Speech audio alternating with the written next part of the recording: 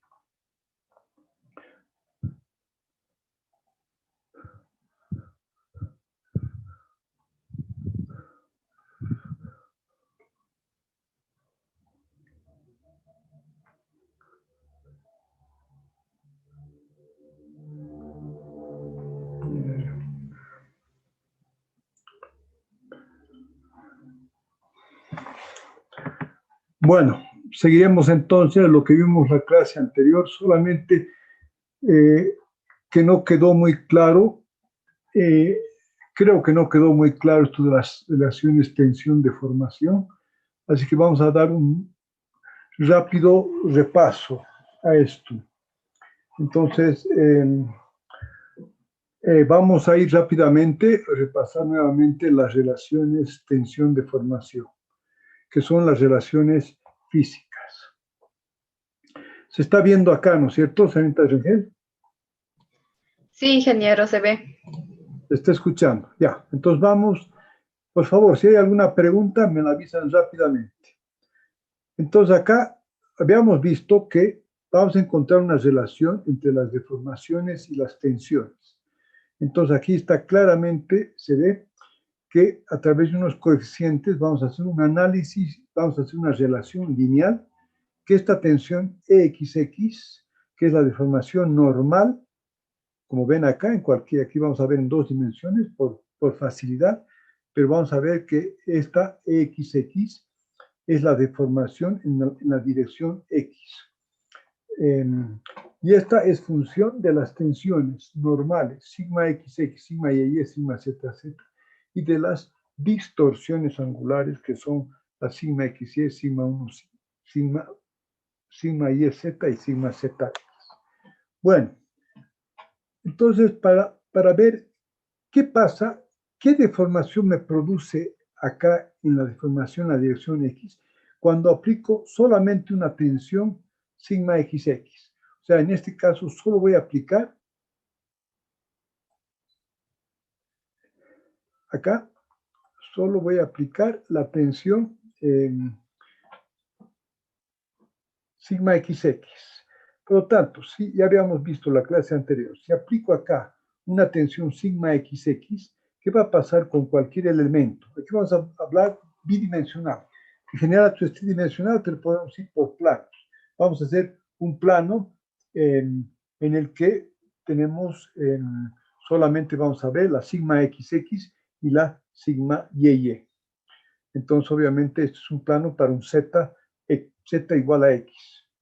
Entonces, tenemos las tensiones sigma XX, que son las tensiones normales. Entonces, habíamos dicho que estas tensiones las vamos a hacer proporcionales, como está aquí, a sigma XX. Por lo tanto, el sigma XX, una tensión sigma X, me va a generar una XX. Vamos esto y obviamente esto es muy fácil, se mide en laboratorio y se encuentra para el material que estamos considerando, vamos a encontrar el XX debido a un sigma XX y esa relación está dada a través del módulo de la elasticidad. Aquí vamos a hacer que el gamma 1,1 sea igual a 1 sobre E, porque el E preferimos que sea un valor muy grande y no un valor muy, que el gamma 1,1 sea un valor muy pequeño y que el E sea un valor grande para poder, eso es simplemente convencional, eso lo medimos, ¿verdad? Y esta medición que hacemos, el nombre que le damos a E es el módulo de elasticidad longitudinal. Entonces, por lo tanto, acá ya tenemos el sigma XX, el EXX debido a sigma XX. Ahora, para ver este segundo término, que es el gamma 1,2 o alfa 1,2, tenemos que ¿qué XX me va a generar? El sigma YY. Entonces, vamos entonces y aplicamos a este mismo elemento ya no un sigma XX, sino un sigma YY. Fíjense que a pesar de que aplicamos un sigma YY, va a haber una deformación en la dirección X. La mayor deformación obviamente va a estar en la dirección Y, donde estoy aplicando la tensión, pero aquí también va a haber una deformación X. Bien. Entonces, lo más importante que han visto en la clase anterior es que lo que podemos medir en laboratorio al hacer este sigma y, podemos ver la relación que existe entre este EXX, o sea, lo que el elemento enflaquece o se acorta, y lo que el elemento se alonga en la misma dirección de la tensión que estoy aplicando. Por lo tanto, esta relación entre ambos, es muy importante que ustedes la visualicen. Entonces, a esta relación se le ha dado el nombre del coeficiente de Poisson. Es la relación entre el XX y el EY.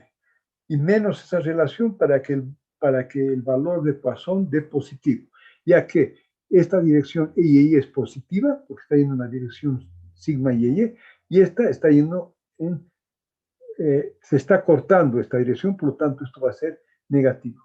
Por lo tanto, este es el módulo de Poisson que relaciona estas dos. Para que ustedes vean, si ustedes ven en el hormigón armado, a ver, ¿quién me podría ver? Señor Jorge Cruz, ¿cuánto cree que esto debería ser en el hormigón armado?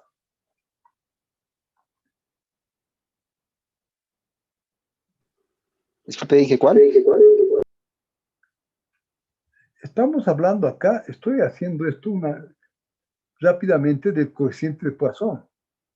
Este coeficiente de Poisson, ¿está viendo el dibujo acá, señor Jorge Cruz? Sí, que se ve. Ya, entonces, si está viendo esto, señor Jorge, yo le estoy preguntando, ¿cuánto cree que es esta relación entre el EXX y el EYY? 1, Inge. Uy, si fuera 1 sería, o sea que si usted alarga, si se aplica una tensión en una dirección, y eso se va a deformar, qué sé yo, eh, eh, 5% o 10%, en la otra dirección también se va a deformar 10%. O sea, es igual que yo jale que en la dirección que yo estoy jalando. Va a ser la misma deformación que en el lugar que no estoy aplicando ninguna tensión, pero sí se está cortando. Entonces 0, Inge. Cero, pues cero, entonces, quiere decir, cuando yo lo jalo, usted no enflaquece. Si yo lo tensiono a usted, usted va a ver cómo usted va a comenzar a enflaquecer un poco, ¿verdad? A ver, vamos, señor Grady Pomba, ¿qué dice usted? Yo creo que es 1. A ver, vamos a ver, ya que ver. A ver, señor Cruz. ¿Lo oyen? ¿Quién es? ¿Cómo es?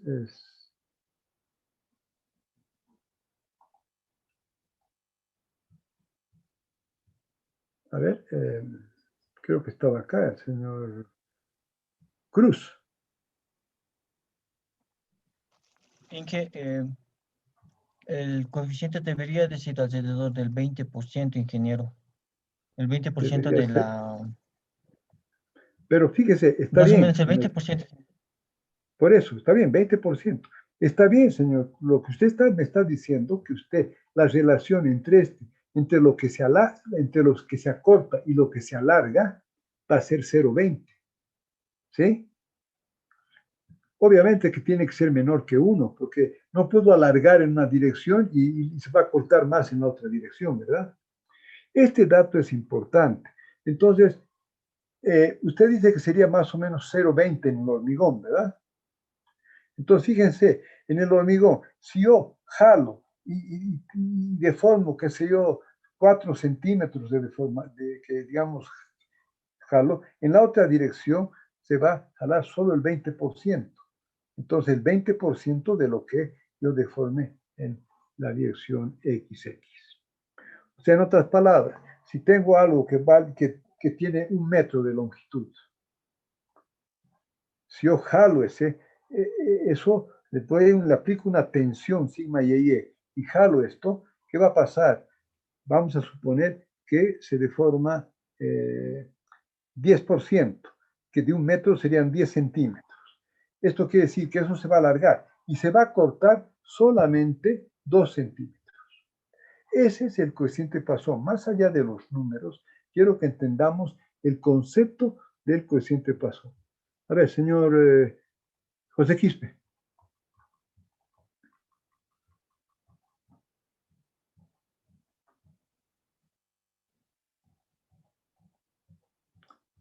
José, a ver, señor Paul, choque. Sí, ingeniero. ¿Se entiende? ¿Se entiende? Está claro, ¿verdad? Sí, sí, Quería está repasar claro. porque fíjense que no vamos a tener muchas más variables, muchas más propiedades de los materiales. Ya hemos visto el módulo longitudinal que está acá, este es en la dirección y reemplazando acá, entonces voy a tener que el XX es igual a esto y por lo tanto ya sé cuánto vale el gamma 1,2, ¿verdad? Haciendo esto, yo ya sé cuánto vale el gamma 1,2. El gamma 1,2 va a valer menos el cociente Poisson sobre E. Hacemos exactamente lo mismo para la dirección Z. Y vamos a tener que el gamma 1,3 es el menos el cociente Poisson dividido por E en la dirección. El E, aquí tenemos que ser claros. Las propiedades no necesariamente tienen que ser iguales en las 3 direcciones. A ver, ¿qué material usted conoce, señor Dimachi, en que las propiedades no son iguales en las mismas direcciones? En las tres direcciones. Quizá la madera, ingeniero. La madera. ¿Por qué? Porque la madera, cuando usted habla, por eso es importante hablar en la madera paralela a las fibras o perpendicular a las fibras. de la madera, ¿verdad? Entonces, obviamente, cuando es paralelo a las fibras, el módulo va a ser también mayor. Entonces, pueden haber materiales que son, bueno, el hormigón lo consideramos como homogéneo, el acero también, y por lo tanto, en esos casos vamos a considerar que estas propiedades del coeficiente de Poisson y el modulacidad son iguales en las tres direcciones. Eso es lo que llamamos los elementos isotrópicos. Bien. Ahora bien, vamos, entonces ustedes se fijan en estas, aquí es importante esto. Si nosotros estamos viendo estas relaciones, estas son las deformaciones normales. Entonces, ¿qué va a pasar? Yo no puedo hacer, aquí vamos a ver qué pasa cuando yo le aplico una tensión tangencial, que es esto. Aquí aquí debería ser desde acá hasta acá, ¿verdad? No debería ser tomando en cuenta el sigma ZZ, sino a partir del alfa 1,4 hasta el alfa 3,6. Vamos a ver, ¿por qué serían ceros esas? A ver, fíjense, aquí vamos a ver si hay un gráfico que me permita. Fíjense, cuando yo hago una tensión tangencial, va a haber una distorsión angular. Aquí va a cambiar el ángulo. Va a haber una distorsión angular. Pero fíjese que esa distorsión no va a influir en la deformación en la dirección XX. ¿Verdad? Esto, lo que cambia es el ángulo, ya no la distancia. En cambio, en estos, por eso hay que hacer una diferencia clara entre lo que es la deformación normal y lo que es la distorsión angular. Por ejemplo, aquí vemos claramente que hay una deformación normal, igual que acá. Esta deformación no hace que el ángulo cambie. Por lo tanto, si este ángulo no va a cambiar, significa que no hay distorsión angular. Entonces, bajo esa lógica, las tensiones tangenciales no me van a generar una deformación normal. No sé, señor Sergio Halcón, ¿eso se entiende más o menos o no?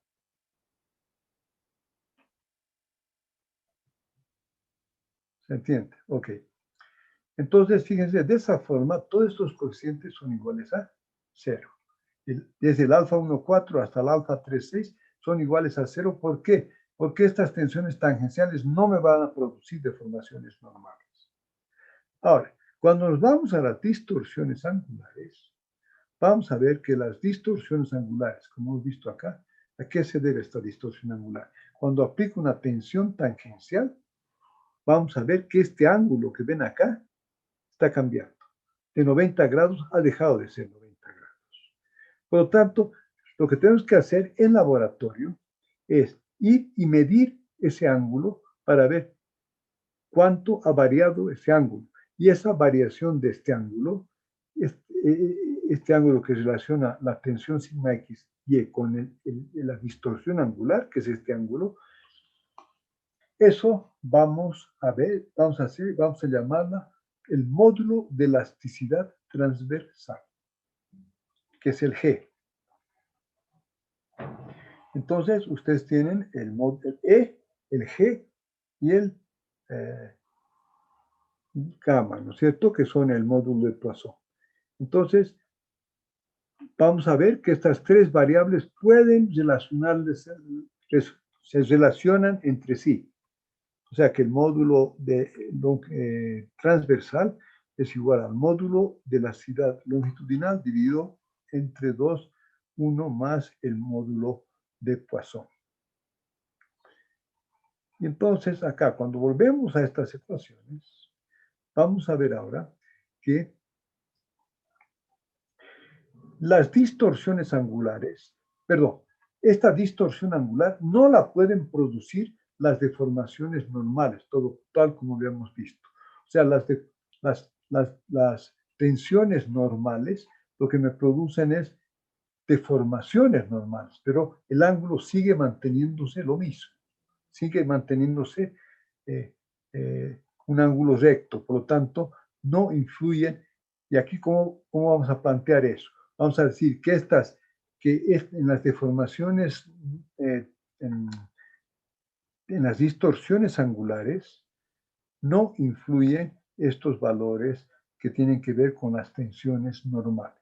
Y solo van a influir las que tienen que ver con las tensiones tangenciales. Eso es lo que tratamos de ver en la clase anterior, pero aquí busqué otro apunte que tenía. Tengo dos apuntes, les voy a pasar los dos para que puedan leer los dos. Entonces, ¿qué significa esto? Entonces, ya dijimos que esto es igual a 0. Ahora vamos a decir que todo esto es igual a 0. Y entonces quedaría por definir esto. ¿Y esto qué sucede? Que cuando vamos a tener una distorsión angular en una dirección, aquí vamos a ver, cuando tengo esta distorsión angular XY debido a una tensión tangencial sigma XY, obviamente que va a cambiar este ángulo de 90 grados, deja de ser 90 grados. Pero los ángulos perpendiculares acá, el ángulo perpendicular que tenemos acá cuando hacemos un elemento tridimensional, ese no cambia. Entonces, por lo tanto, el único que puede hacer cambiar este ángulo son las tensiones tangenciales que podemos analizar en el mismo plano. Y por lo tanto, si vemos eso muy rápidamente, vamos a ver que en la dirección, en la distorsión del ángulo X y Y, solo lo puede producir la tensión sigma XY, pero no la sigma YZ ni la ZX. Y de la misma forma, el YZ solo puede ser producido por un sigma XY. Aquí es sigma XY, es esto. Aquí, perdón, acá el YZ solo puede ser producido por el gamma YZ, que es este. Y acá, el EZX solo puede ser producido por la tensión sigma ZX, que es esto. Aquí hay unos pequeños errores que, bueno, se ha desconfigurado, pero acá este es igual a 0 y este acá es igual a 0. Y aquí estos dos son igual a 0. Pero creo que se entiende. No sé si está claramente esto, señor Patricio, Eddie Patricio. Sí, que está claro. Ya, ok. Entonces vamos. Dicho esto, habíamos visto en la clase, por lo tanto, si vamos con todas estas simplificaciones, entonces el EXX, que es la tensión, la deformación normal, solo va a ser función de las tensiones normales. Y obviamente las perpendiculares a esa dirección van a estar aplicadas por el coeficiente de Poisson, que está acá. Hacemos eso en las tres direcciones y por lo tanto tenemos tres ecuaciones para los esfuerzos normales. Aquí vamos a ver que vamos a hablar un poco de las deformaciones térmicas. Vamos a ver un video, les voy a pasar un video para que lo vean y para que en función de ese video me hagan una práctica para ver cómo influye. En otras palabras, para ser más claros, cuando vemos en una pieza, podemos dividir las deformaciones, podemos dividirlas en deformaciones elásticas y en deformaciones térmicas. Y la suma de ambas me va a dar la deformación total que se genera en cualquier punto. Entonces, tenemos, lo que estamos hablando acá son de las deformaciones elásticas. Las deformaciones totales serían a las que se suman las deformaciones por temperatura. Pero antes de ingresar a la temperatura, podemos ver que una vez que yo he calculado todos los coeficientes acá que hemos visto, todos estos coeficientes, calculo las deformaciones en función de las tensiones, cosas que están en el apunte anterior, que también se los voy a pasar. Al invertir lo que nos interesa, lo que normalmente vemos son las tensiones en función de las deformaciones. Por lo tanto, aquí se los puse las tensiones en función de las deformaciones. Lo que se hace simplemente resolviendo, encontrando todos estos coeficientes que hemos encontrado y haciendo la inversa. Haciendo eso, voy a tener acá las tensiones en función de las deformaciones. Y acá esto sería que vamos a hablar un poquito de las deformaciones térmicas. A ver, hasta ahí quiero ver si hay alguna duda. Entonces, esta es la ley de Hooke generalizada, asumiendo para un elemento isotrópico, porque si no, estos lambda tendrían que ser lambda X, lambda Y y lambda Z. Así como estos. Por lo tanto, aquí vamos a tener lo mismo, un E.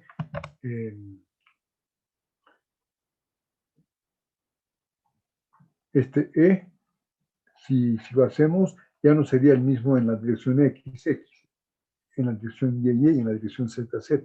Por lo tanto, ya no sería constante y por lo tanto aquí tendría que estar E dividido por esto en forma para cualquier material.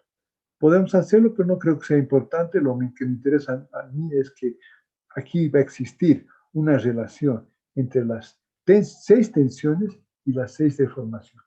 Esta es la ley de Hooke generalizada. Y lo único importante aquí ver claramente es que aquí existen las deformaciones elásticas y aquí existen las deformaciones térmicas. A ver, esto ya creo que ya vimos, hay ecuaciones de compatibilidad, están ahí, esto ya vimos, podemos, si quieren repasar, pero no vamos a ver mucho eso. Entonces, lo que yo quiero ver es si estas relaciones tensión-deformación están claras antes de entrar un poquito a las deformaciones térmicas. Entonces, a ver, ahora sí, señor Espinosa.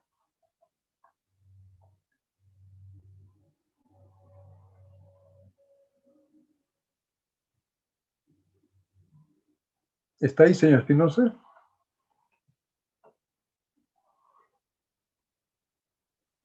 Bueno, debería estar.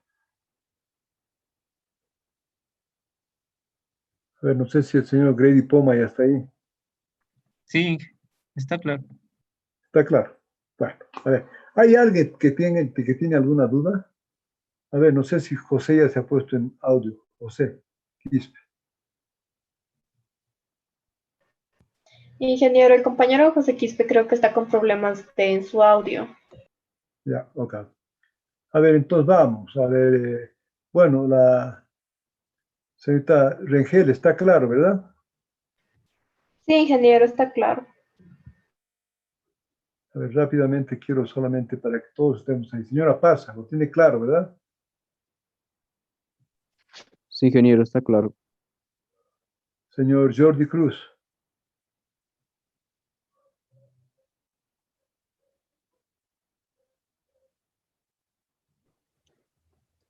Sí, ingeniero, está claro.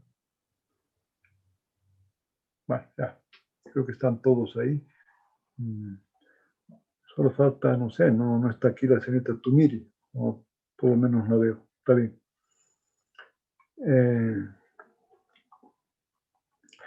Muy bien. Entonces aquí haremos en la pizarra un poquito, a ver, voy a hacer unas preguntas para ver si tenemos claro el concepto de las tensiones térmicas. Es algo que siempre hago porque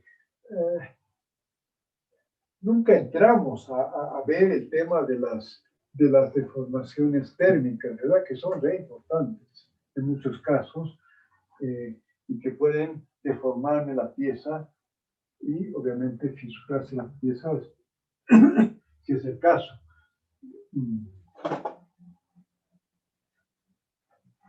Pero acá lo que queremos, nuevamente insisto, es un concepto que ustedes tengan de las deformaciones térmicas. Entonces, fíjense, les voy a hacer una pregunta acá y vamos a ver. Fíjense, les voy a poner 2 temas.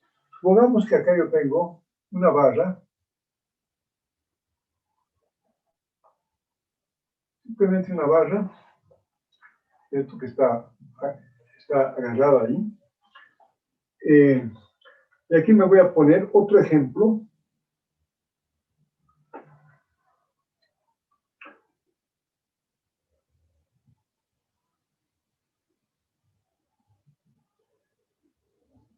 Se supone que es una viga recta.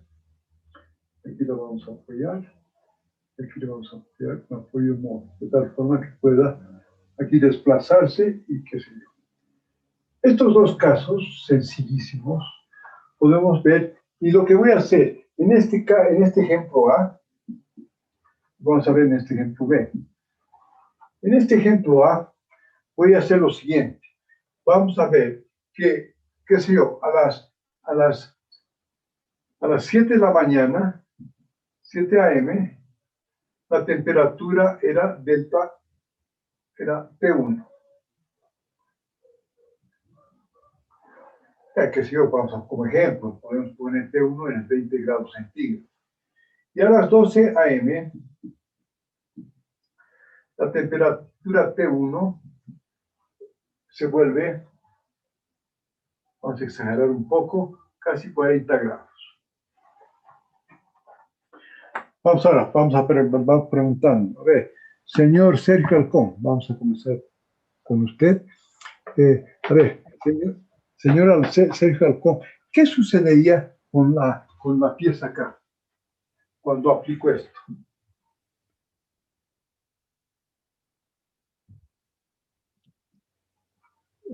¿Qué es lo que...? A ver, entonces, vamos a ver. Ya, pero avísenme que la cámara no está bien enfocada. Me voy a tratar de... obviamente. Ahora, ¿mejora o no? ¿Qué? Ya, se nota entonces. Voy a tratar de usar marcadores. Me compró marcadores anchos para ver si mejora, pero parece que todavía no estamos muy bien. Pero, a ver, sigamos. Entonces, la pregunta es, en este caso, ¿qué estoy haciendo a esta viga? Le estoy aplicando, comienzo con 20 grados y después pasa a 40 grados. O sea, aquí va a pasar de 20 grados centígrados, va a pasar a 40. ¿Qué piensa que va a suceder con la pieza, señora Pum?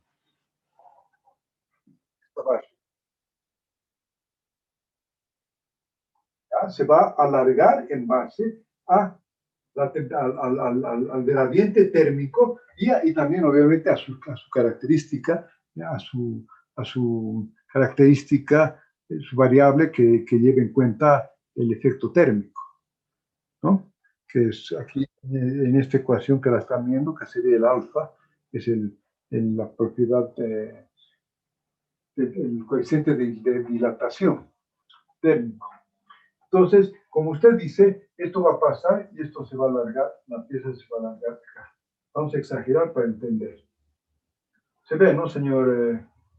Entonces, digamos, aquí va a haber un desplazamiento delta. Bien. ¿Cuál sería la reacción de apoyo acá? Señor, vamos a ver, vamos a ir viendo para que todos estemos. A ver, voy a ver acá. Participantes, ahí está. A ver, vamos. Señor, a ver, vamos. Señor Paul Choque. Sí, ingeniero. Sí. ¿Cuál sería la fuerza acá? La reacción. Se ve, ¿no, Sería señor? cero. Sí, se ¿Qué? nota, sería cero, ingeniero, porque no tiene ningún... Sería igual a cero. Esta carga acá, esta reacción, es igual a cero. Bueno, ahora, fíjate una cosa.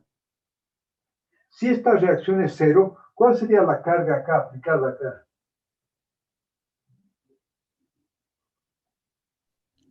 Usted mismo, señor Paul. Bueno, si no existe carga, ingeniero. ¿Qué? No No existe sabe. carga. Sí. Porque si aquí se ha desplazado, habíamos dicho que la tensión para desplazar esto es, habíamos visto que acá este delta está en función de esta tensión que vamos a aplicar acá, ¿verdad? Y esta tensión obviamente nace de la fuerza que estoy aplicando, o sea, esa fuerza por unidad de área me va a dar la tensión. Y esa tensión, bueno, la tensión me va a generar una tensión y esa fuerza me va a generar un desplazamiento. Por lo tanto, si yo hago ese raciocinio, esta fuerza acá, la vamos a llamar F, sería diferente de cero. A ver, ¿qué dice usted? Vamos a ver, otro señor Limache, a ver, ¿qué dice usted?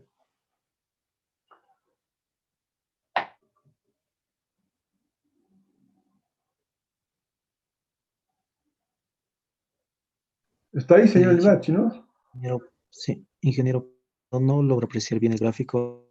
Hay ¿Cómo? un reflejo justo en las reacciones superiores. ¿Hay un reflejo? Sí, Caray, a ver, ¿cómo puedo evitar ese reflejo? A ver, voy a ver. No sé si es de la ventana o de la luz. Vamos a tratar de...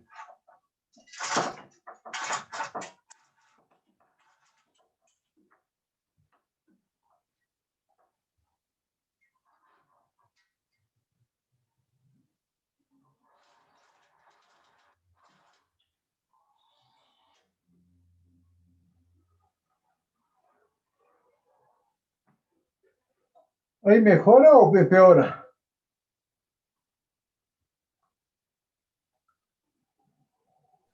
Señor Limache. ¿Ah? empeora. Ya no se ve reflejo, pero no se ve nada. Está peor, ingeniero. ¿Aquí, así está mejor? ¿Ahí consigue ver o no, señor Limache? A ver, si no lo hago acá, podría ser para evitar ese reflejo, pero dígame antes que comience, porque si no... Ya, vamos a ver, vamos a hacerlo acá. Eso mismo.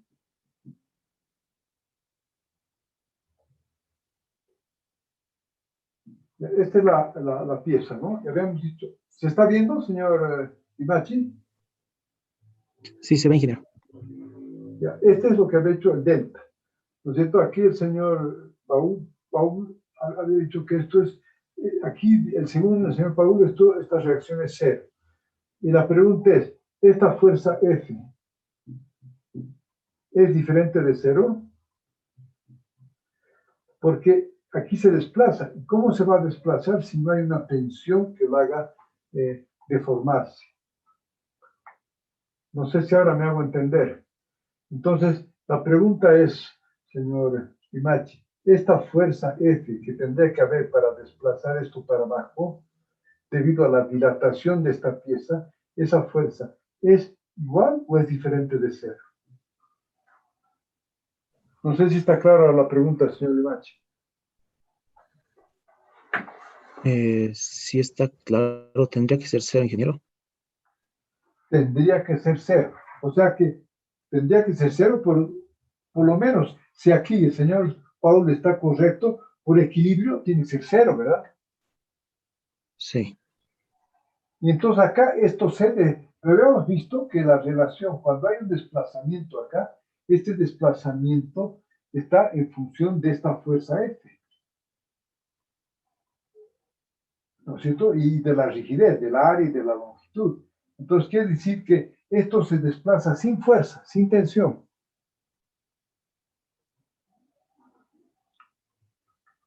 ¿Es eso, señor Limachi, o no? A ver, señor Ramírez, ¿qué dice sí, usted? ingeniero, tendría que ser. Sí, pero ¿cómo se desplaza? A ver, señor Limachi, ¿está claro el problema o no?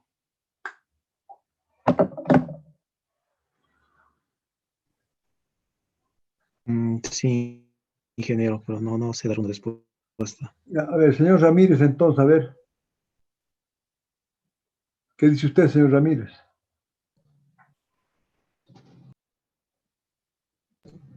Ingeniero, el compañero Ramírez igual está con problemas de audio. qué clave es la clase así. A ver, señor Quispe, usted, Martín. Inge, en todo caso, se podría considerar cero. Sin embargo, va a existir el efecto del peso propio. Con esa es No, quizá... haremos que el peso propio sea cero, ¿de acuerdo? Ya, Está entonces, bien, por condición de equilibrio, tendría que llegar a ser cero. Y está bien, hasta ahí considerarse estoy de acuerdo. la Pero ¿por deformación. qué esta pieza se deforma? eh, Tal como, Como les digo, eso va a llegar a deformarse por la temperatura y por el efecto de peso propio, pero peso propio es cero, entonces por temperatura. Y va a ser tan pequeña que se podría considerar cero, digamos, para considerar el equilibrio. está más o menos, pero no puede considerarlo.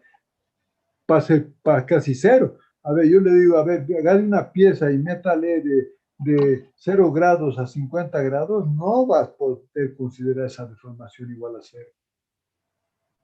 Así, ver. Sí, sí. A ver, ¿qué dice usted, señor Jorge Cruz? Rápidamente, para que vayamos más rápido.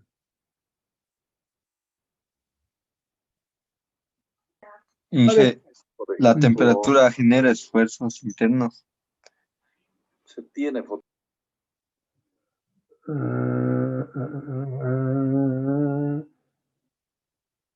Señor Jorge Cruz dice que la temperatura genera tensiones internas. Por lo tanto, si genera tensiones internas, yo diría aquí esta tensión por el área me va a dar una fuerza, ¿verdad? Entonces ya no sería la fuerza cero.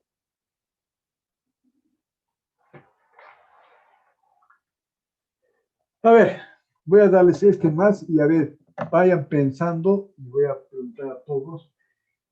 En este caso, voy a poner para ver que si se ve esta viga. Ahí se ve.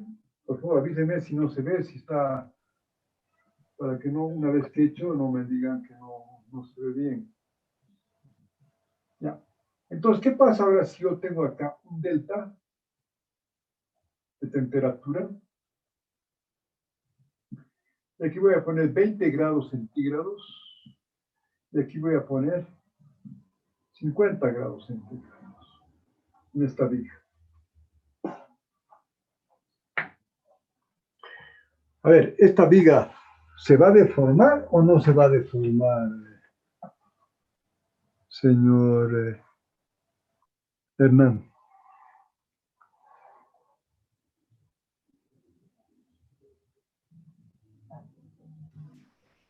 Inge, la viga sí se va a deformar porque tiene un gradiente térmico en ambas caras de la viga.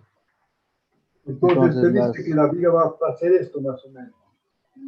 las fibras internas se van a traccionar, se van a dilatar más que las internas. Así, ¿verdad? Sí, Ya, más o menos, ¿sí? Usted mismo, vamos. Ya.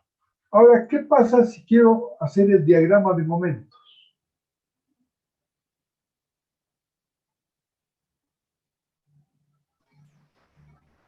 si quiero hacer el diagrama de momentos, Sí, tendría la que forma. considerar tendría que considerar los esfuerzos que se generan debido al gradiente térmico, que sería dependiendo del coeficiente de dilatación térmica del material. Ya, se va a generar un momento. Entonces, yo digo, estas fibras están traccionadas. Entonces, según entiendo, usted me dice que si hago el diagrama de momentos, el diagrama de momentos va a ser una cosa así, ¿no? Constante, porque no tendría por qué ser variable, ¿no? Porque el efecto de temperatura eh, va a ser la misma variación. Entonces, si usted considera el diagrama de momentos constante, porque no puede ser un diagrama de momentos variable, ¿verdad? ¿O qué dice usted, señora Ana?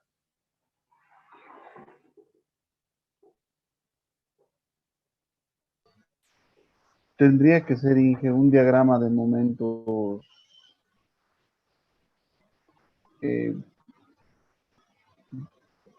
sí, constante por el gradiente térmico. Ya. Entonces, digamos que, según lo que usted dice, este sería el diagrama de momentos. constante. Y ahora yo le pregunto, en una viga simplemente apoyada, el momento en sus apoyos, ¿cuánto es, señor Hernán? En una viga simplemente apoyada, el momento es cero en los apoyos. Ya, pero acá si lo hago constante no es cero, sí, ¿verdad? Hay una sí, habría incoherencia variación. también, ¿verdad? Sí.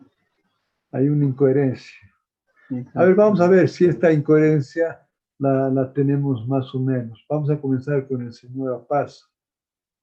A ver, en ambos casos, ¿cuál sería la lógica, señora Paz?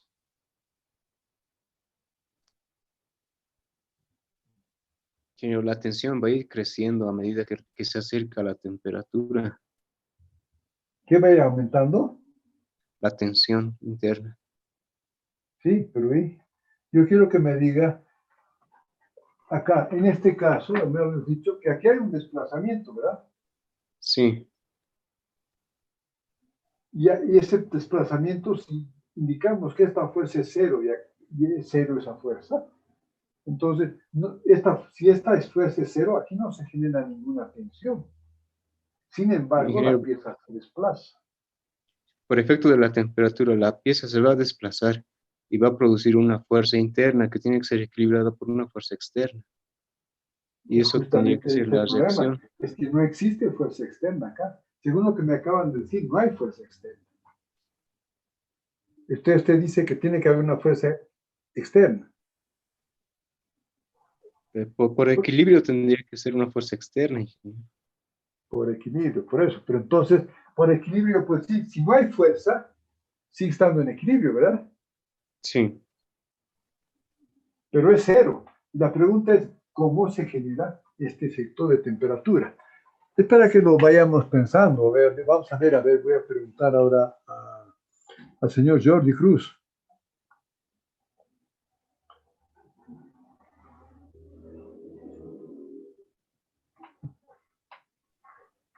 ¿Está ahí, señor En el Cruz? primer caso, como usted dijo, sí, sí, Inge. En el primer caso, como la base no tiene ninguna restricción, o sea que se va a deformar, ingeniero, por el efecto de la temperatura. Pero no va a haber tensión. No, no debería de haber porque no hay ninguna restricción que lo impida que se deforme, ingeniero. Sí, pero si esto se deforma, el concepto que tenemos de la deformación es que eso se deforma debido a una tensión, ¿no es cierto? Pero usted me acaba de decir, si acá no hay ninguna tensión, no hay tensiones acá en el elemento, por efecto de temperatura.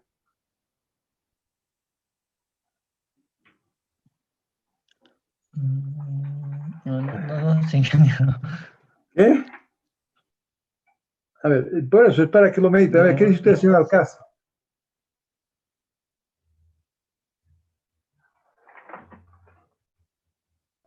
Lo mismo, ingeniero, lo que decía mi compañero, estoy con esa teoría, pero también con la duda. Tendría que ser así. ¿Cómo tendría que ser así? Que no hay, que la fuerza en el primer caso es cero. Exacto, sí, pero no entiendo por qué habría entonces ese desplazamiento. Ahorita estoy analizando. No tendría que haber. Eso. A ver, señor Guzmán.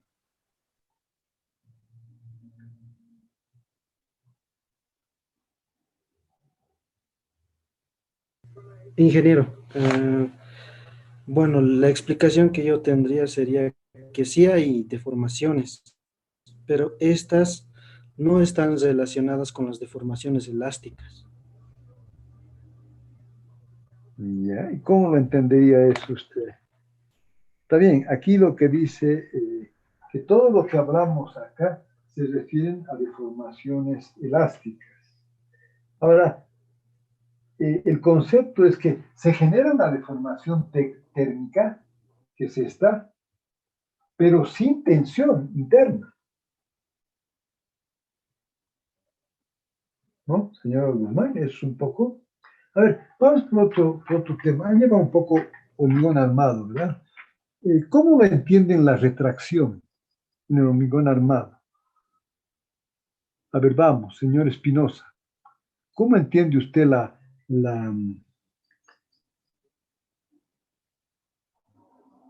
en el hormigón armado, la retracción de fraguado?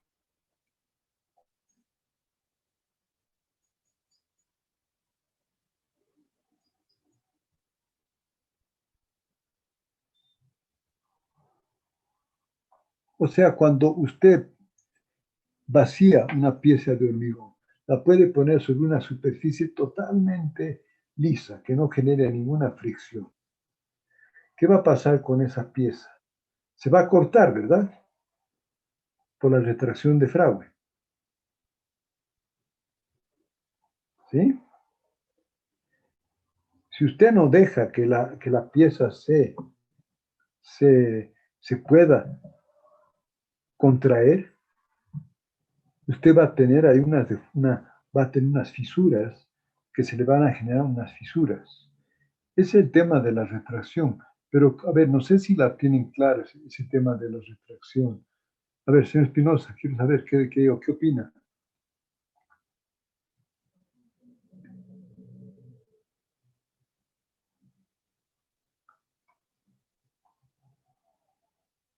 ¿No sabe o no está ahí, señor Espinosa?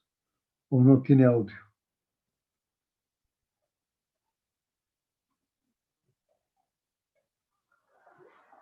A ver, no sé, a ver.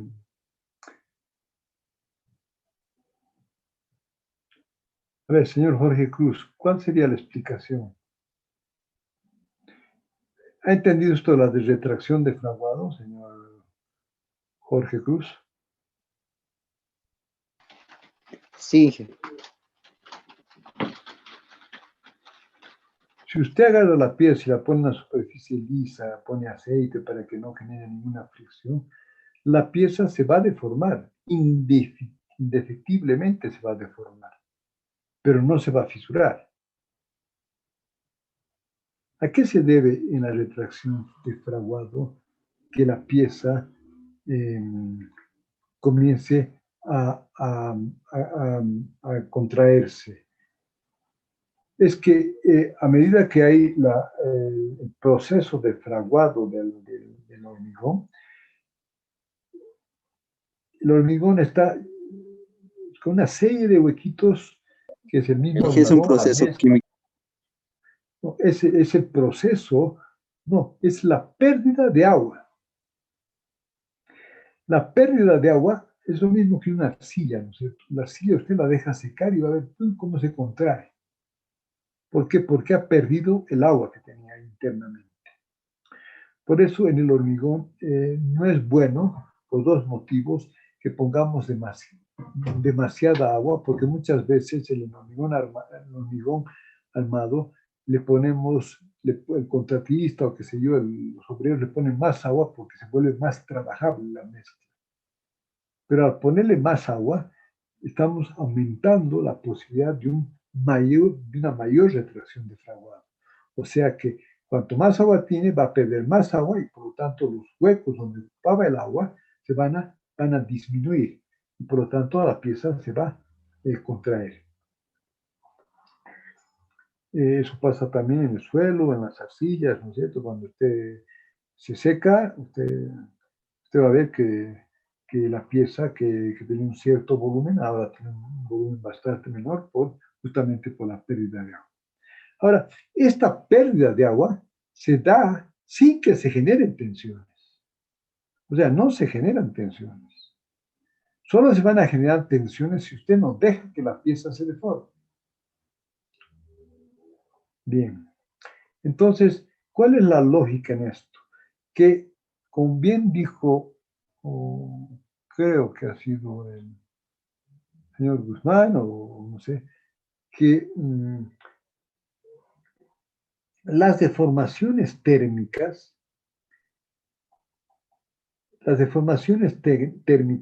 si no ponemos ninguna restricción a su dilatación,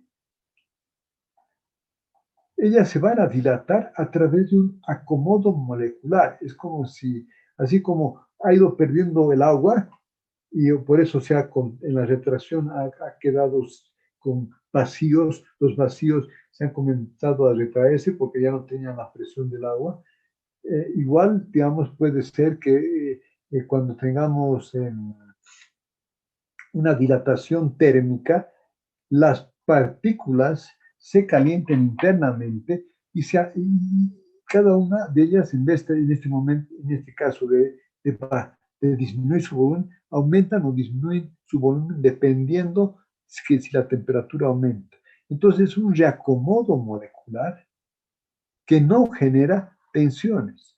Es la única forma que podemos indicar acá que acá existe esto y aquí la tensión es cero. Y existe la deformación.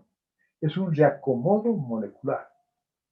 Ahora, lo mismo allá. El momento allá, no hay momento, el momento es cero. Si bien hay las fibras traccionadas y las fibras comprimidas, pero eso se debe a que la pieza se ha deformado, llegando a acomodarse molecularmente sin generar tensiones elásticas.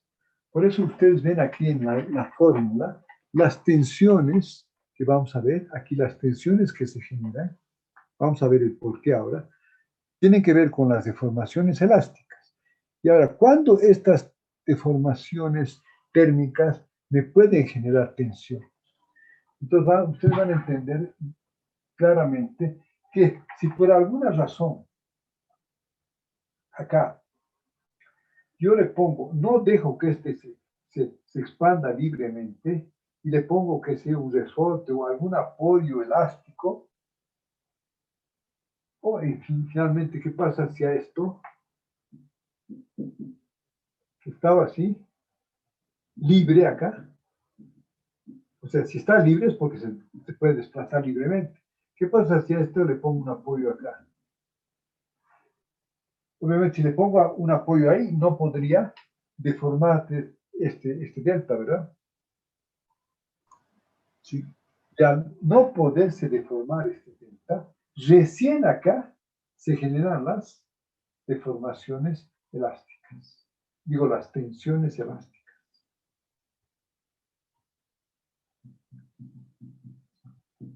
En este caso no se generan tensiones elásticas. ¿Por qué? Porque es libre de deformarse, está deformando libremente. Por ese reacomodo molecular. Pasa lo mismo en esta viga. Si aquí yo le pongo que esto es rótula, y aquí es rótula, y esto se puede desplazar, aquí va a haber un reacomodo molecular, se va a deformar como ustedes están viendo acá, pero el momento va a ser igual a cero, porque no va a generar ninguna tensión. Sin embargo, cuando yo tengo un empotramiento acá, y tengo un apoyo igual que la pieza acá, pero la diferencia es que aquí ahora ya voy a empotrar. El momento que yo caliente esto mismo, entonces aquí la pieza no es libre de girar, esto no le permite a la pieza girar. Por lo tanto, al no permitirle girar, se va a generar las tensiones elásticas que aquí sí van a generar un momento. ¿Por qué? Porque se genera esa fuerza o ese momento. Porque yo no estoy dejando que la estructura se desplace libremente.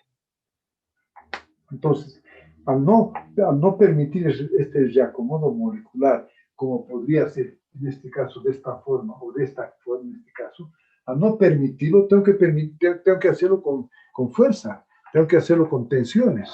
Y ahí se generan las tensiones elásticas debido a las deformaciones térmicas.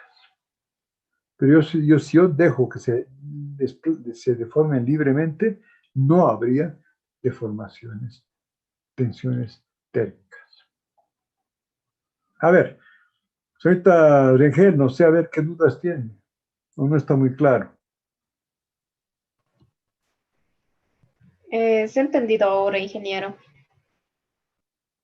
¿Sí? A ver, ¿qué dice usted, señor Paul? Sí, ingeniero. Sentido. Entonces, fíjense ustedes si usted tiene una viga grande, enorme, ¿no es cierto?, en un edificio que sea de 20, 30 metros, y usted no le pone ninguna restricción, simplemente se va a contraer y no va a generar tensiones. Sin embargo, si usted ya le pone restricciones, que sea ligada a las columnas, etcétera, entonces sí, ahí la viga al querer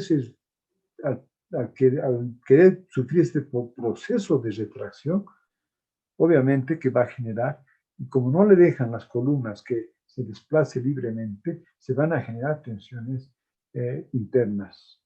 Y esas tensiones obviamente van a generar que la pieza se fisure. Ya que no la voy a dejar de formar, la pieza se va a fisurar, porque igual se va a contraer. Igual va a perder esa agua, y va a querer acortarse. Y como no puede acortarse, obviamente se va a fisurar. Por eso es que las normas en general dicen que después de 30 metros en los edificios deberíamos poner juntas de dilatación o juntas de retracción, ¿verdad? Para minimizar estos efectos de la temperatura y de la retracción. Bueno, esto solamente para que ustedes tengan una idea de cómo puede afectar la temperatura. Les voy a pasar un video donde hay un ejemplo de una pieza donde se hace el cálculo de la deformación por temperatura y qué tensiones genera, para que esto lo tengan más claro. A ver, pero sigamos porque es harta materia y no quiero perder mucho tiempo en esto. Yo creo que aquí está claro, ¿verdad? Por eso es la diferencia entre las deformaciones elásticas y las deformaciones de temperatura. ¿Cierto? Tal como están acá. Bueno, dicho eso, vamos a ver si no sé si en este lo pongo o dejo de compartir este y ahora entro a otro capítulo. A ver, pero podemos ver acá. Habíamos visto que las ecuaciones de compatibilidad, ¿verdad? Para que no, no tiene que ver con lo que habíamos visto, que en el nudo tiene que haber compatibilidad de desplazamientos. Cuando hablamos de ecuaciones de compatibilidad, hablamos que tienen que haber, en cada punto de la estructura, tiene que haber una relación entre las tensiones y las deformaciones. En este caso, solamente como ejemplo, porque esto sí que no vamos a demostrar, porque la demostración es larguísima, es que en una pieza, en un punto cualquiera, se tiene que cumplir esto, digamos, en una de las direcciones. Se tiene que cumplir que la derivada respecto a y de la deformación XX, más la derivada segunda de y respecto a x2, tiene que ser igual a la derivada de la distorsión angular respecto a x y. Por lo tanto, aquí hay una condición de restricción. Así como decimos que la sumatoria de fuerzas en la dirección x tiene que ser igual a 0, aquí te decimos que si este término lo llevo acá, eso tiene que ser, la deformación resultante de esto tiene que ser igual a 0. Es una condición de restricción. O sea, yo tengo que cumplir estas ecuaciones de restricción. No puede, sino ha dejado de ser compatible, ha dejado de ser la pieza continua.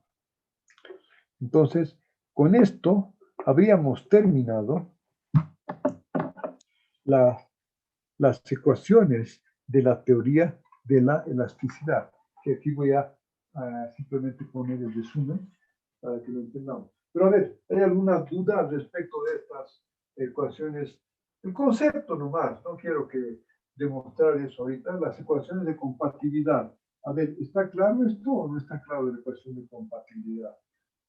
No sé, señor Limachi, ¿está ahí o ya todavía no tiene audio? Sí, está claro, ingeniero. No tiene que ver con las condiciones de compatibilidad de desplazamientos en un nudo. Esto es en un punto. Estamos ahora estudiando cada punto para poder plantear la ecuación diferencial que gobierne el modelo matemático. Entonces, dijimos que tenemos las relaciones de equilibrio.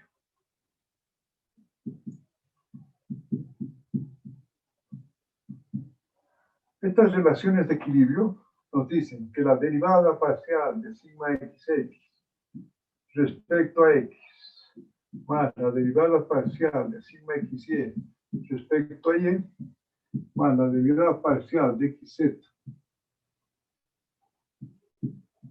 respecto a z es igual a menos xx, donde el xx es el peso específico en la dirección x. Bueno, si vamos a ver, si sabemos que estamos en la dirección de la gravedad, obviamente ahí ponemos igual al peso de la pieza. Si no, aquí en forma general, esto se igual al peso específico en cada una de las direcciones. Por lo tanto, esta es una ecuación de equilibrio en la dirección X. Y lo mismo hemos hecho para el sigma YX respecto a X más el sigma YY respecto a Y más el sigma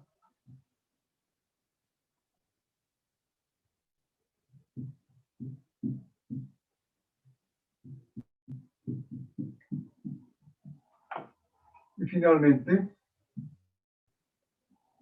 tenemos el XZ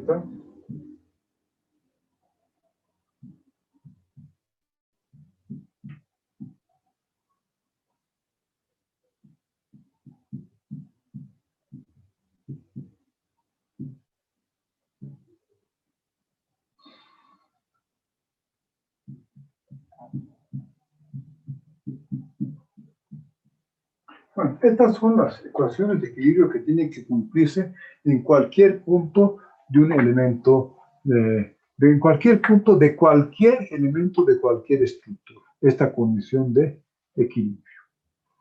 ¿Verdad?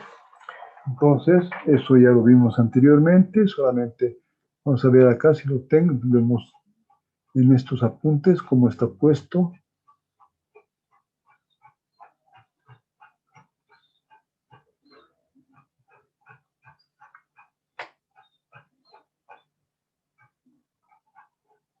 Aquí está.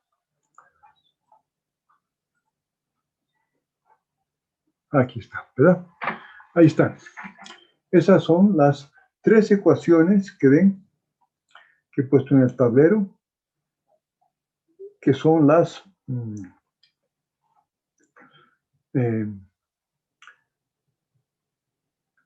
fuerzas que llegan a un punto que tienen que estar en equilibrio. Donde dijimos que X, Y, XZ son las componentes de las fuerzas de masa por unidad de volumen. Entonces ahí usted tiene tres ecuaciones y todas estas tensiones están en función de X, Y, Z. Porque si hablamos ya de un punto en el espacio o de una estructura en el espacio, o cualquier estructura arriba, después vamos a ver que vamos a simplificar, pero cualquier estructura en el espacio tiene que tener las tensiones en la dirección X, en la dirección Y y en la dirección Z. Y las tensiones y las distorsiones angulares en cada una de las direcciones, porque tenemos que considerar el volumen de este elemento infinitesimal. Después vamos a aprender a simplificar, pero inicialmente toda estructura, todo punto está compuesto, es tridimensional, ¿verdad? Ese paralelepípedo es tridimensional, para poder representar cualquier estructura, cualquier elemento de cualquier estructura. Bien, aquí si ustedes observan, simplemente, como vamos a ver ahí, ustedes observan que aquí si vamos, y aquí tenemos 1, 2, 3, 4, 5, 6, 7, 8, 9, tendría 9 tensiones, pero al rigor vamos a ver y se demuestra esto, y obviamente creo que en la práctica ustedes van a demostrar que en este caso el sigma IJ es igual a sigma J. ¿Y cómo encontramos eso? Haciendo los momentos respecto a un punto determinado. Y eso lo habíamos visto, y lo podemos ver acá, seguramente está acá. Cuando yo acá no está, tendría que buscar el otro. Qué bronca.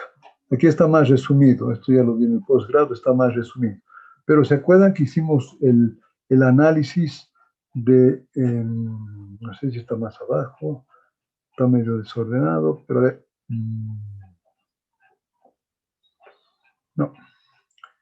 no está. Bueno, pero en lo anterior, en los apuntes que le estoy mandando, obviamente ahí está el concepto de la demostración, que significa que hacemos, si tenemos del elemento del paralelepípedo, tomo un plano, digamos el plano XY, ¿verdad? Y en el plano XY, lo que yo voy a hacer, que aquí llegan unas tensiones, aquí llegan otras tensiones, más la variación de las tensiones, y respecto a este punto, solamente van a considerar, vamos a hacer que estas tensiones tangenciales de todos los puntos respecto a este punto, van a generar que el momento respecto a este punto o a cualquier punto es igual a cero. Respecto a este punto, todas estas fuerzas van a ser iguales a cero. Por lo tanto, de esa forma se demuestra que el sigma IJ es igual a sigma JI. Por lo tanto, el sigma XY es igual a sigma YX. Por lo tanto, este es igual a esa, esta es igual a esta,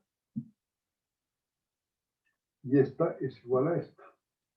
Por lo tanto, estas 6, 1, 2, 3, 4, 5, 6, solo se requieren 3.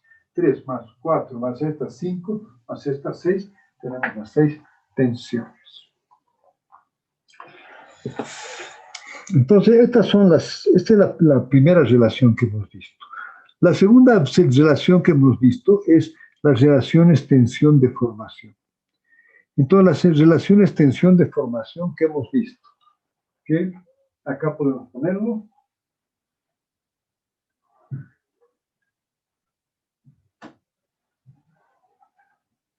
Que las tensiones EXX, EYY, EZZ, hemos demostrado que esto es igual a la variación del desplazamiento en la dirección X respecto a X, el desplazamiento en la dirección Y respecto a Y y el desplazamiento en la dirección Z respecto a Z.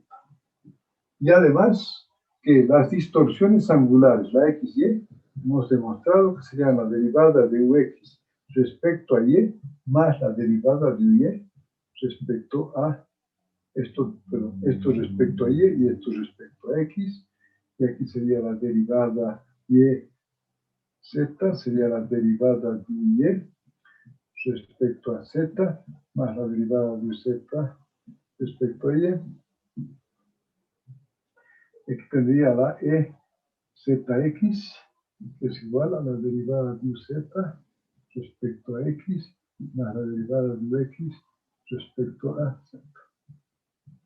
Por lo tanto, aquí tengo, fíjense, aquí tengo 6 variables, 6 tensiones, aquí tengo 6 deformaciones, perdón, aquí tengo 6 tensiones, correcto. Aquí tengo 6 deformaciones.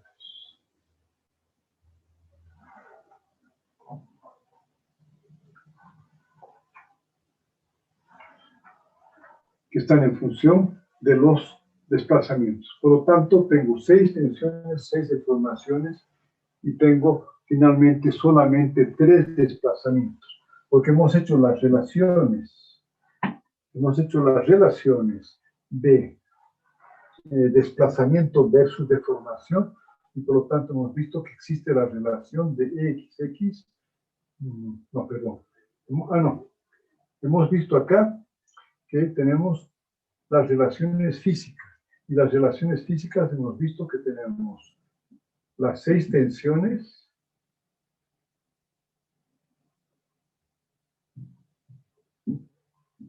que están dadas a través que la vamos a llamar la matriz constitutiva, que es la que hemos demostrado ahí, en función de las 6 tensiones.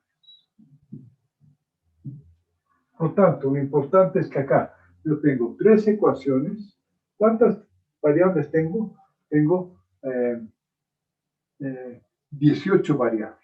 ¿Qué significa esto? Que tengo 6 tensiones, 6 deformaciones y tengo 3 desplazamientos.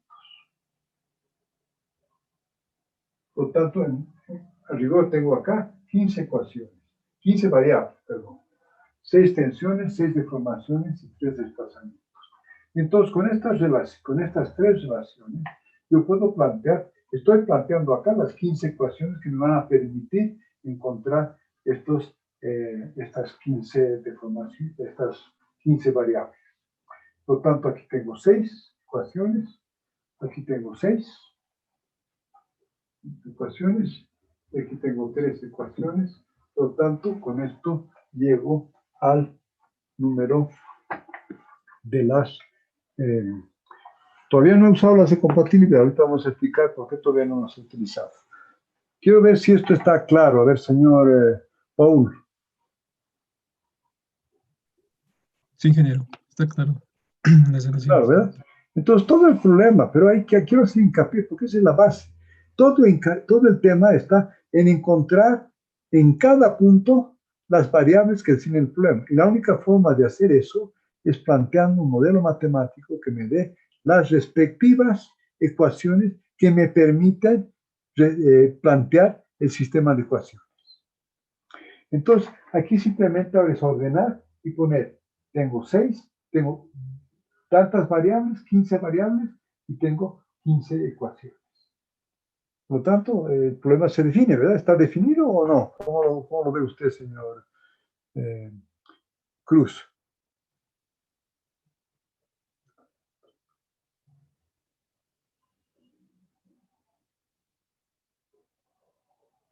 Esta vez salió solamente con el señor Cruz. ¿Está ahí, señor Cruz?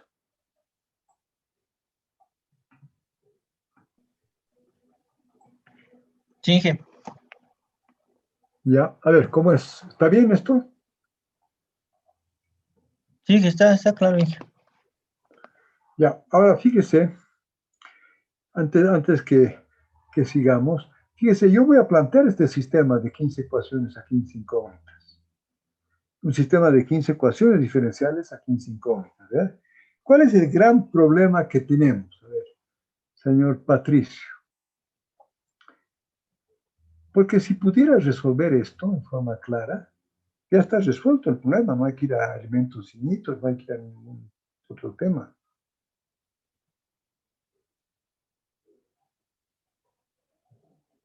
A ver, el problema, como dijimos siempre, es que al tratar de resolver este sistema de ecuaciones, diferenciales, en base a las condiciones de borde del problema, porque si no hay condiciones de borde no se puede resolver, vamos a encontrar que en el 99.99% de los casos no tiene una solución analítica a la ecuación diferencial. ¿Está bien? Y si no tiene solución analítica, bueno, no lo puedo resolver. Es el problema que tenían. Sí. Porque esto que estamos viendo, voy a volver a repetir, esto se conoce hace más de 120 años atrás, todas estas relaciones. Pero hace 120 años atrás, ellos llegaban a esto, aplicaban las condiciones de borde y en forma analítica no podían resolver el sistema de ecuaciones diferenciales. Entonces, ¿dónde se da el gran salto? Cuando a través de métodos numéricos, porque también conocían los métodos numéricos hace 120 años atrás. Lo que pasa es que los métodos numéricos les salía un sistema de ecuaciones muy grande de ecuaciones algebraico que tampoco lo podían resolver. No tenían medios. No sé si alguna vez ustedes han querido resolver un sistema de 3 ecuaciones a 3 incógnitas. Ya se complica, ¿verdad? En forma manual, haga una de 5 por 5 y va a ver que... Y bueno, ni hablar de 1000 por 1000, ¿verdad? O sea, entonces, ¿cuándo es el gran salto de esto? cuando entramos a la era del ordenador, a la era de la computación, y entonces se pueden resolver con la memoria disponible, se pueden resolver grandes sistemas de ecuaciones algebraicas sin ningún problema. Entonces eso nos ha permitido en forma numérica resolver cualquier sistema de ecuaciones diferenciales, por muy complejo que sea. Entonces vamos a entrar a un tema que sí para mi juicio es importante. No sé si esto está claro, señor Rubén Tarquini. Sí, ingeniero, está claro. Ya. Entonces, a ver, ahora lo importante es, a ver, señor Jordi Cruz, entonces, bajo este concepto que estamos viendo ahorita, ¿cómo consideraríamos el método de los desplazamientos? O si quieren ustedes, hiper 2.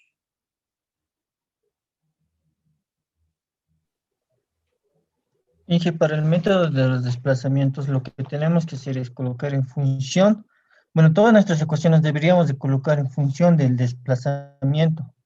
Deberíamos de usar las ecuaciones de equilibrio como las relaciones físicas, las relaciones geométricas y las ecuaciones de equilibrio, ingeniero. Ya, está bien. Me parece bien. Entonces, lo que hacemos ahora es, no sé si aquí se ve esta parte, ¿vemos o no? Sí, se ve. Ya. Aquí solo voy a poner. Fíjese, aquí tenemos claramente, podemos comenzar indicando que, ¿qué pasa? Acá yo tengo las deformaciones acá en función de los desplazamientos, ¿verdad? Acá. Acá tenemos las deformaciones en función de los desplazamientos, ¿verdad? ¿Qué pasa si ahora estas deformaciones yo las coloco acá, en esta ecuación de la física? Si yo reemplazo aquí estas deformaciones, voy a poder tener las tensiones. En general, las tensiones son función, como está acá, de las deformaciones.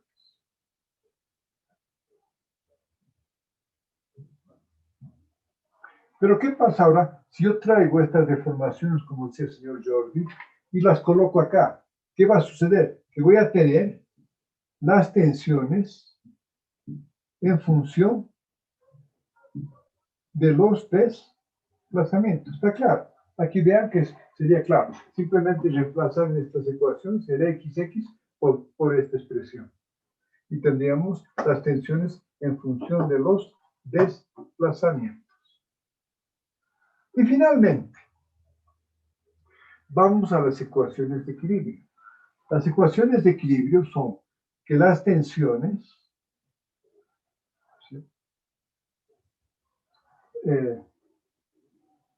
si hacemos las ecuaciones de equilibrio, vamos a tratar de explicarlo mejor, y si yo coloco las tensiones estas, reemplazo las tensiones en las ecuaciones de equilibrio, ¿qué voy a tener? Voy a tener las ecuaciones de equilibrio en función de los desplazamientos. En otras palabras, síganme a ver, por favor. Si aquí tengo, yo reemplazo estas deformaciones que son función de los desplazamientos. Si reemplazo en esta ecuación de la parte física, voy a tener las tensiones en función de los desplazamientos. Y si ahora estas tensiones que están en función de los desplazamientos, yo las reemplazo en las ecuaciones de equilibrio, voy a tener las ecuaciones de equilibrio en función de los desplazamientos. Eso para que quede más fácil de resolver. ¿Cierto? Ahí solo vamos a resolver. Vamos a tener 3 ecuaciones, pero vamos a tener solo 3 variables, que van a ser los 3 desplazamientos. Entonces, al hacer esto, si hay preguntas, por favor, avísenme. Al hacer esto, vamos a tener claramente establecido que vamos a plantear en esta ecuación de equilibrio, la vamos a poner esta ecuación de equilibrio en función de los desplazamientos. Por esa razón, se llama el método de los desplazamientos. Y también se llama el método del equilibrio porque aplicamos, en la última ecuación, que aplicamos todos los desplazamientos en las ecuaciones de equilibrio. Bien, en el método de las fuerzas ya tenemos que hacer uso ya no de las ecuaciones de equilibrio, sino de las ecuaciones de compatibilidad. No es tan fácil explicar por qué eso, pero ya, porque las ecuaciones de compatibilidad son seis ecuaciones también. Entonces ahí hay que hacer, el trabajo es mucho más complicado porque aquí yo no puedo encontrar la inversa en este caso, porque aquí yo tengo 6 deformaciones y 3 desplazamientos. Entonces ahí no se puede encontrar la inversa, no es decir, ahora voy a encontrar los desplazamientos en función de las deformaciones. No se puede. Entonces, se complica un poco más, pero ahí llevamos todo, ya no a las ecuaciones de equilibrio, sino a las ecuaciones de compatibilidad, pero llevamos a las ecuaciones de compatibilidad en función de las tensiones. Al tenerlo en función de las tensiones, vamos a tener 6 ecuaciones, 6 tensiones, que son las variables, y vamos a tener las ecuaciones de compatibilidad, todas las 6 ecuaciones en función de las tensiones. Y por eso se llama el método de la compatibilidad o el método de las fuerzas, porque ya la variable, cuando hemos ya conseguido reducir esto, la variable es la tensión. Creo que no vale la pena mucho más andar sobre esto, pero lo que yo quiero hacer mucho hincapié acá es que, fíjense, estamos hablando de las mismas ecuaciones en ambos casos. El origen es exactamente el mismo, no es que yo comienzo por otro lado, no.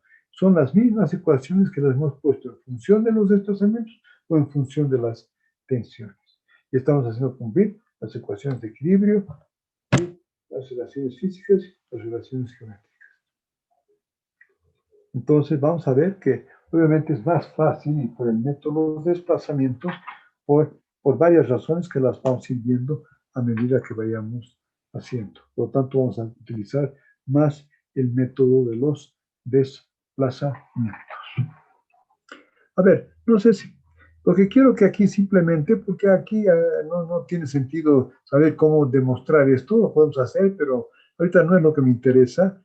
Esto ya lo hemos demostrado,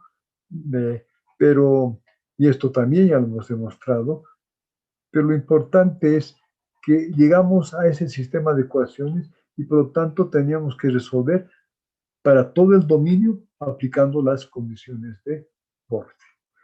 Y si podemos resolver esto en forma analítica, cosa que ustedes lo van a hacer cuando les dé una ecuación diferencial, que es la ecuación diferencial de la elástica de una viga, ustedes van a ver que ustedes van a resolver esa ecuación diferencial, porque esa sí es fácil para una viga simplemente apoyada o empotrada, es fácil resolver la ecuación diferencial de una viga, de un elemento unidimensional. Y entonces ahí ustedes van a ver que van a encontrar la elástica. ¿Qué significa la elástica? Los desplazamientos de la viga en cualquier punto. En este caso, el que me interesa es el desplazamiento en Z, o perpendicular al eje. Y ustedes van a ver ahí que van a encontrar la elástica resolviendo la ecuación diferencial. Y teniendo ya, fíjense acá, es siempre lo mismo. Yo teniendo los desplazamientos, una vez que he hecho esto, la deformación en función de los desplazamientos, las tensiones en función de las deformaciones y por tanto las tensiones en función de los... Meto todo allá y tengo aquí la ecuación de desplazamiento. Calculo los desplazamientos en esta ecuación. ¿Y qué hago con los desplazamientos? Vuelvo hacia atrás, teniendo los desplazamientos, puedo calcular las deformaciones. Y teniendo las deformaciones, calculo las tensiones. Y punto. Tengo todo. Y esto mismo ustedes lo van a hacer cuando analicen cuando hagan esta práctica de de una viga bajo una carga, que es sencilla, tiene solución analítica. Pero este es un caso muy especial. En general no podemos resolver. Bueno, creo que no hay, fuera de lo que vamos a hacer la próxima clase ya es... ¿Cuándo comenzamos? Todavía es sábado, ¿no? El lunes, el martes son, ¿no? ¿Qué? Los exámenes. Y el día martes empezamos. Ya, ok. Entonces todavía tenemos una clase más. Entonces, vamos a ir con calma. Después de los exámenes, vamos a pasarles el video. Les voy a pasar el video de cómo resolver el tema en forma muy clara. Está expuesto muy claramente el tema de las deformaciones térmicas para que puedan evaluarlo. Y después vamos a ver ahí mismo en ese ejemplo, va a haber un ejemplo donde ya van a generarme tensiones elásticas, porque no se puede desplazar. Y con eso, digaré, esta primera parte estaría ya terminada de plantear el modelo matemático. Entonces aquí está muy claramente planteado el modelo matemático, tenemos todas las ecuaciones y solamente para resolver este sistema, bueno, tendríamos que hacer, aplicando las condiciones de borde, resolver el sistema de ecuaciones. Y con eso estaría resuelto. Y ahí, si en una viga ustedes van a ver que no requieren dividir en elementos finitos, nada. Con esa lógica, ustedes ya han resuelto un problema. Lo que pasa es que eso es solamente posible para ejemplos muy sencillos. En nosotros no va a ser posible y por lo tanto, por eso tenemos que ir a un concepto de un método numérico y primero, como los edificios y una estructura puede ser muy compleja, dijimos que vamos a, en vez de estudiar, como ya no podemos estudiar cada punto e integrar a lo largo de todo el edificio, vamos a hacer que vamos a dividir este edificio o lo que ustedes están haciendo, sus celdas que están haciendo, lo dividen en un elemento, pero ustedes igual tienen que estudiar el punto. Entonces, al estudiar el punto, lo que vamos a hacer es a través de ese estudio, ese punto, vamos a calcular la rigidez de ese elemento. En forma, obviamente, aplicando las técnicas numéricas, ya que no podemos resolver la ecuación diferencial que hubo vincular. Solamente para terminar ahora, aquí yo creo que uno de los conceptos más importantes del ingeniero es que aprenda a simplificar, pero para aprender a simplificar tiene que tener los conceptos totalmente claros. Porque, como verán, una viga no es un elemento unidimensional. Una viga tiene 3 dimensiones y, por lo tanto, usted podría calcularla como un elemento tridimensional. A rigor, todos los elementos son tridimensionales, tienen 3 dimensiones. Ahora, ¿pero qué significa eso? Cuando metemos mucha información o cuando tenemos millones de puntos y no simplificamos, yo creo que perdemos el concepto de cómo funciona la estructura. Entramos en una maraña de ecuaciones de 1.000 millones, qué sé yo, 100.000 ecuaciones, 100.000 incógnitas, pero ya hemos perdido de vista cuál es el concepto de cómo funciona la estructura. Entonces, yo creo que es re importante aprender a simplificar las estructuras. Y por lo tanto, uno de los casos más importantes sería, cuando se puede, simplifiquemos las estructuras tridimensionales a estructuras bidimensionales, que solo tengan los ejes X y Y, que sean continuas, pero ahí podemos ver, ¿no es cierto? Usted puede dividir, por ejemplo, si usted va a hacer una placa, un muro de fachada, lo que quiera de hormigón, usted ve que ahí podemos pensar en poder visualizar eso como un problema bidimensional. Entonces vamos a ver cómo deberíamos simplificar del general, que es el tridimensional, al bidimensional. Vamos a verlo, vamos a ver que hay 2 casos. Un tema es el caso de los muros, de las paredes, o que las cargas estén en su propio plano. y otra es de las famosas placas, donde la carga es perpendicular a su plano. Entonces, ¿dónde está lo difícil ahí? Es cómo simplificamos. Para simplificar, usted tiene que tener idea exacta de cómo está funcionando la simplificación que está haciendo. Entonces, que quede claro, de un concepto tridimensional vamos a eliminar una dimensión y vamos a irnos a un tema bidimensional, siempre y cuando sea posible, ¿verdad? Si las tres dimensiones son importantes, no hay forma de que usted pueda hacer ninguna simplificación. Sin embargo, en un caso de una placa o de un muro, el espesor del muro, el espesor de la placa, ya es un valor pequeño respecto a las otras dos dimensiones y por lo tanto podemos concebirlo como un problema bidimensional. Y ahí es lo que yo creo que es importantísimo. Una vez que hemos planteado el modelo matemático, ¿cómo simplificar este modelo matemático a temas más simples? Entonces acá fíjense, si una de las dimensiones se acorta, vamos a ver que podemos analizarlo como si fuera un muro con unas cargas aplicadas en su eje, en su plano medio, con cargas en la dirección de la estructura. Eso vamos a ver que es un caso bidimensional. Ahora, después vamos a ver en la próxima clase cómo vamos a simplificar a esto. Hay dos temas, uno es el estado plano de tensiones y el otro de formación. Y después vamos a ver, ¿no es cierto?, que esta misma placa, si disminuimos la placa o el muro tiene dos dimensiones. Si disminuimos la placa, una de las dimensiones, ya vamos a tener solo una dimensión. Y eso podemos ya pensar en los elementos unidimensionales que sean las vigas y las vigas o los elementos de pórtico, donde son elementos unidimensionales. ¿Por qué? Porque dos dimensiones son muy pequeñas respecto a la tercera dimensión, que sería la longitud. Entonces ahí en ese caso ya podemos visualizar el concepto de un eje, que es el concepto de elementos unidimensionales.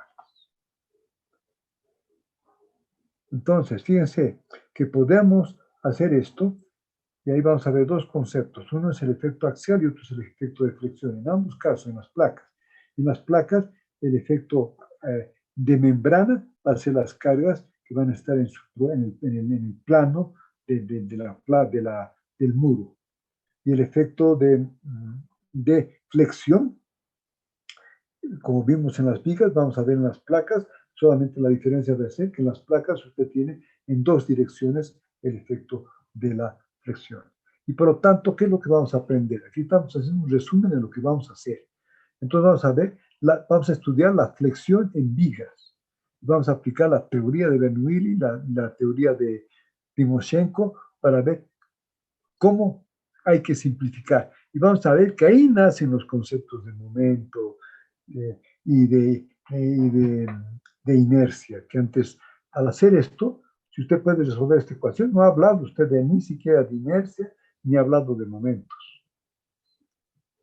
Entonces, aquí vamos a ver, en este caso, vamos a ver esos dos casos que son importantes, y después vamos a ver el tema de las placas.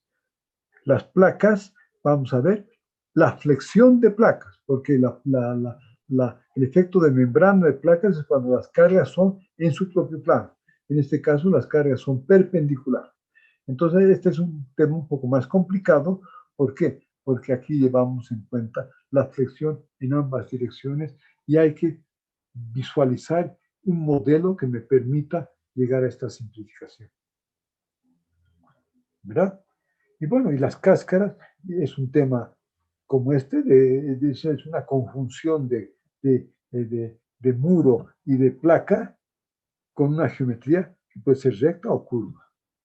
Entonces ahí la única complicación es que las ecuaciones se complican un poco debido al tema geométrico del elemento. Pero los conceptos van a seguir siendo los mismos. La cáscara está comprimida en sus dos planos, en su plano, que es el efecto de membrana, y hay un efecto de flexión en cualquier cáscara. Y es lo que tenemos que evaluar, ¿verdad?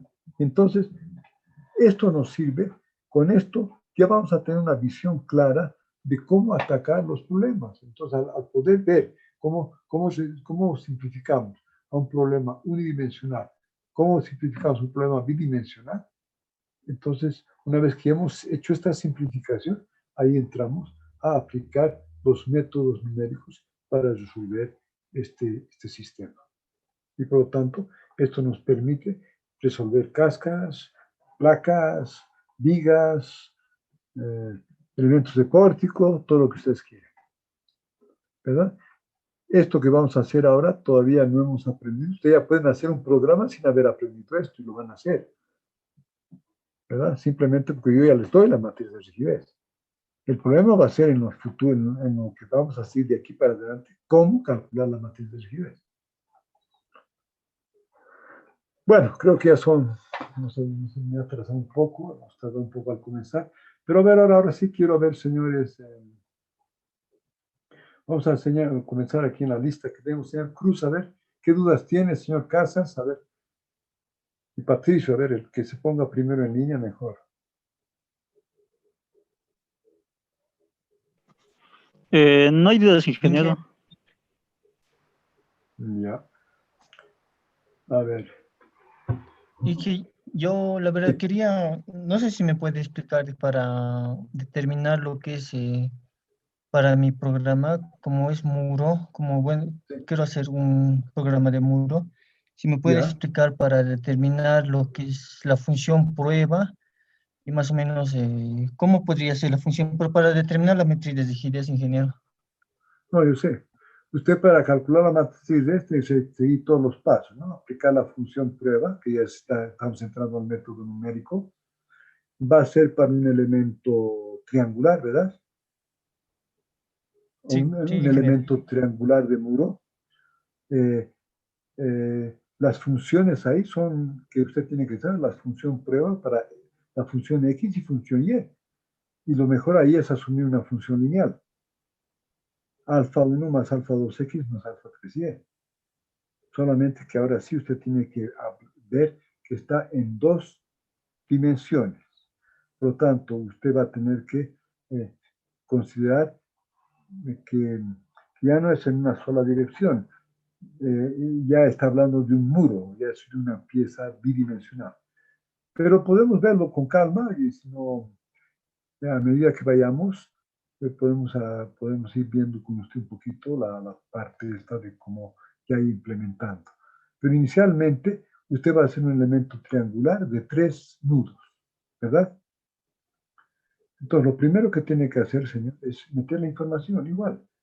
Para ese elemento triangular, usted mete la información, las coordenadas de los 3 nudos, usted mete la información de los nudos, ¿no es cierto? De dónde a dónde, cada elemento está compuesto por estos 3 nudos. Tiene que meter la misma información.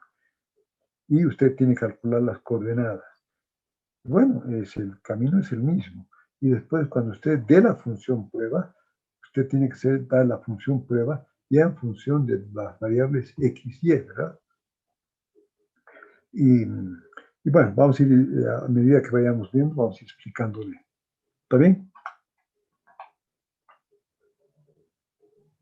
A ver, Sí, está señor bien, ingeniero, gracias. Patricio Espinosa y Salas Alcázar, a ver.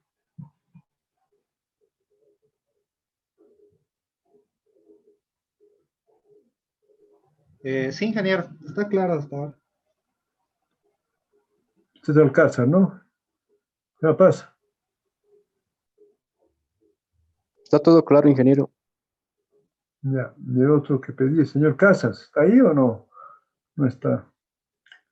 A ver, señor, a ver, entonces ahora, por favor, señor Gady Poma, a ver, señor Hernani y señor Guzmán. ¿Se entendió? Está claro hasta este punto, ingeniero. ¿Está claro? Sí. A ver, sí. Ninguno tiene dudas. Sí, que está claro. Yo que una consulta, Inge, una duda pequeña.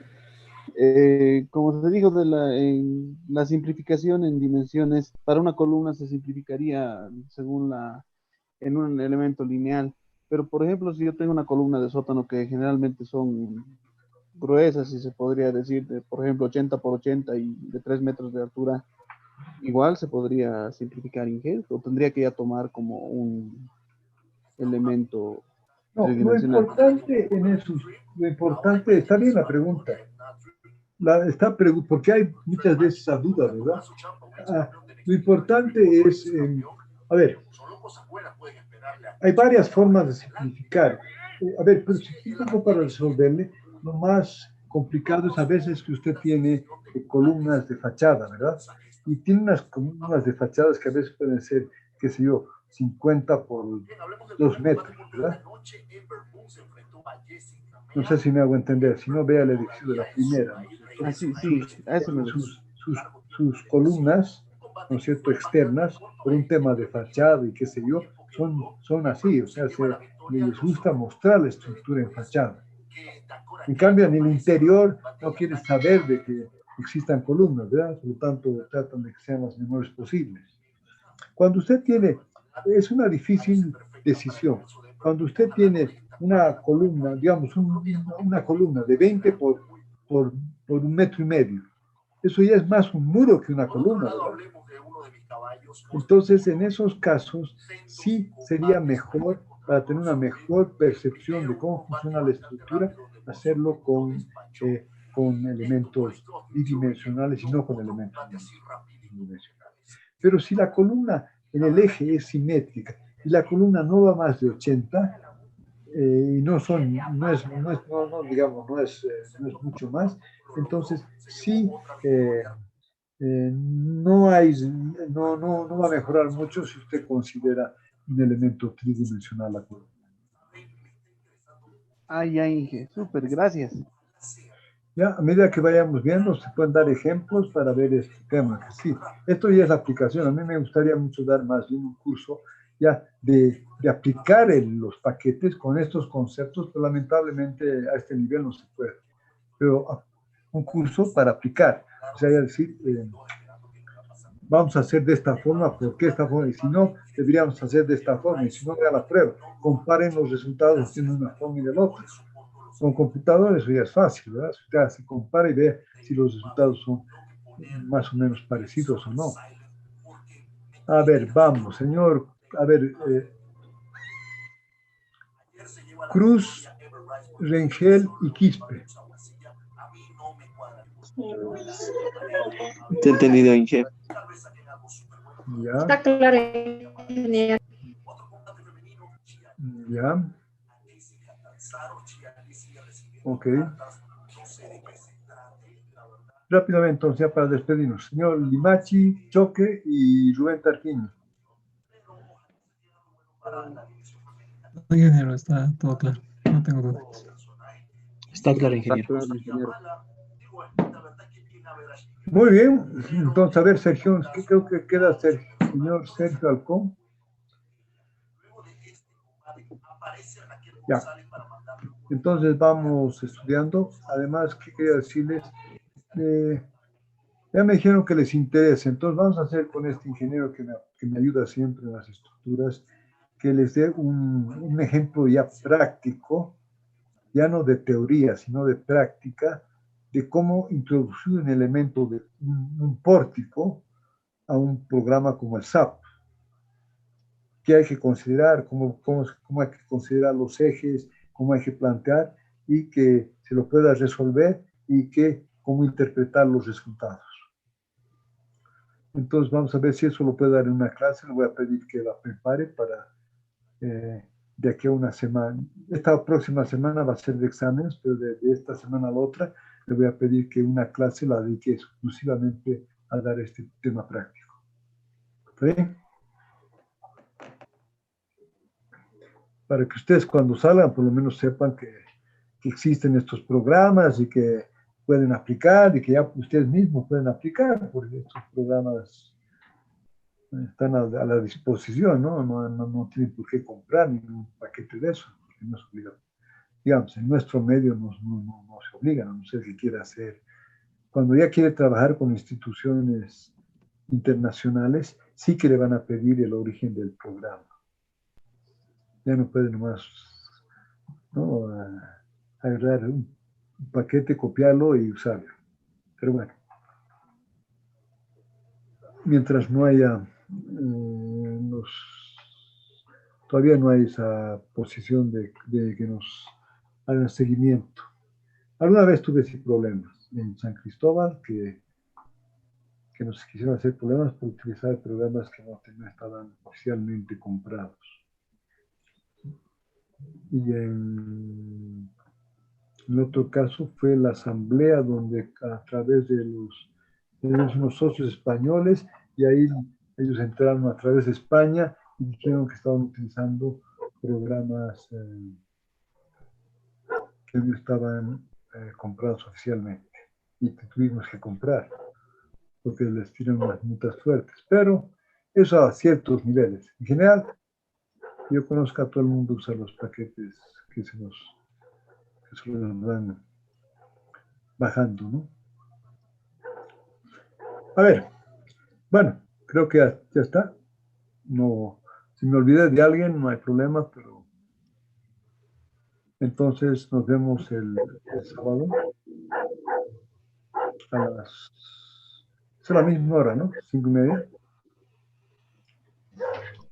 Muy bien, si no hay ninguna pregunta así específica.